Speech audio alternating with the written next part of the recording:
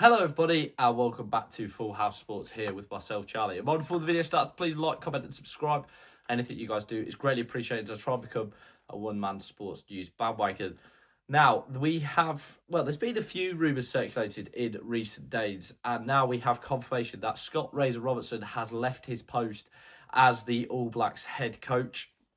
This comes after, I think, turbulent period, I think you could say, in All Black rugby, with results potentially not being to the standard of which they hold themselves, and now he has paid the price for that.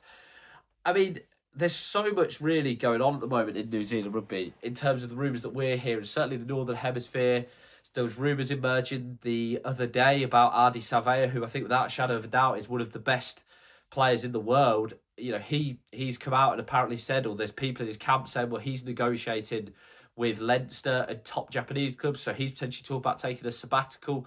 This, let's not forget, is in a year where New Zealand go on the tour, which I, as a rugby fan, are really looking forward to. But it's a tough four-test tour, combined with games with the franchise sides in South Africa. You know, this is not the start of the year that the All Black hierarchy would have wanted. I think there's a lot really to digest with this whole process, to be honest with you, because certainly as an England fan, well in my younger days, you associated New Zealand and the All Blacks with domination. I watched the All Blacks win the 2011 and 2015 Rugby World Cup, so they probably were the best rugby side I've ever seen. I think the recent Springboks come close, but still, maybe, nostalgia is a thing. And I would say that All Black side, with the players they had, you don't need to name names, but they were the best I've ever seen. And when England played the All Blacks last year at the back end at the Allianz Stadium, Twickenham, it didn't feel like a New Zealand side. It felt like any other average side. The aura, the mystique, and I don't like using words like that in sport, but the aura of the All Blacks didn't feel there when you watched them play England. And that's not on Scott Robertson. That's not on anyone in particular, but I just think there's something fundamentally with All Black rugby at the minute that's going on that needs potentially solving.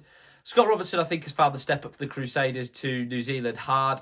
I think in hindsight, he would probably say, and I think those around him would say, he should have maybe took the Scotland or a Wales job or another international job before going up to the All Blacks, because it's an unforgiving job. It's like being the Brazil football team manager. You know, the demand is success. The demand is the World Cup. That is the demand. And New Zealand haven't been anywhere near that standard. You know, the Rugby Championship and Southern Hemisphere domination, they've really let South Africa take that. And yes, they've put up fights. Yes, they've put up performances under Robertson. They put up a performance against South Africa last year, I think. But then in the reverse fixture, were absolutely thrashed. There's a lot going on. There's a lot to dissect there. I think as well with New Zealand, one thing that doesn't help is Super Rugby.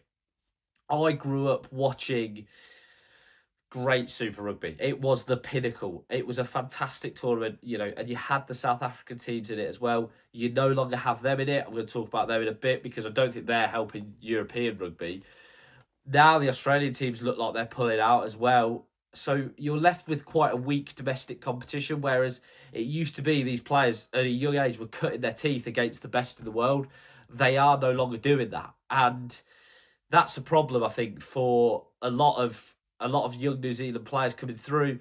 They're also financially struggling to keep hold of some players because players are seeing the lucrative deals with Leinster, with the top 14, with Japan, and going, yeah, I fancy a bit of that, and going out and taking a year out. And that can't help the All Black setup either if these players are just going and then coming back. It's, you know, Richie Mo'unga, who for me is one of the best fly halves in the world, has done that recently. And that can't help not having your best players to select from. I think New Zealand needs a real reset, I guess, or a real acknowledgement, I think, that they are slipping. And the further and further they slip, the harder it's going to be to get themselves back up to the pinnacle. And this may require more internal reviews. It may require rethinking their domestic game. It'll be interesting to see the next coaching hire is. It'll be interesting to see the player pool that they're picking from. Do they change their selection rules? Australia have done that recently. I don't think New Zealand would ever do that, but it's a possibility. Who knows what could happen? I mean, listen, New Zealand will always be New Zealand in rugby. Kids there are still chucking a ball around age 4 or 5 in a nursery. They'll never lose that. They'll always be near the top. But for the high standards they hold themselves to, they're slipping. And I think there now has to be an acknowledgement of this slipping. As always, guys, let us know what you think. Please like, comment, and subscribe. Please, if anyone's watching, let me know. Any Kiwis watching, let us know what you think. What's going on? Is anything going wrong? Are we overreacting in the Northern Hemisphere? Are we writing you guys off too early? Let us know what you think. Please like, comment, and subscribe. And as always, have a great day.